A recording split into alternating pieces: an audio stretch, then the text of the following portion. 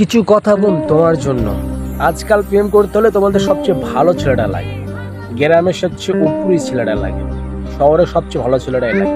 দেখতে ভালো হবে, লম্বা সম্ভব হবে, হ্যান্ডসাম হবে, এমন ছেলে তোমাদেরই প্রয়োজন। বিশ্বাস করো, কথাটা সত্য হলো এটাই।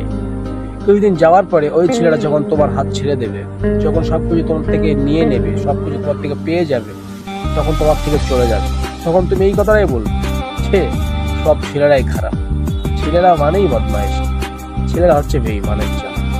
কিন্তু আসল কথা তো ওটা নয় বোন, তুমি মানুষ চিহ্ন শিখেছো বোন। তুমি হ্যান্ডসাম দেখতে চেয়েছো, পরিষ্কার ছেলে দেখতে চেয়েছো, বাপের একটা ছেলে বড়লোক দেখতে চেয়েছো।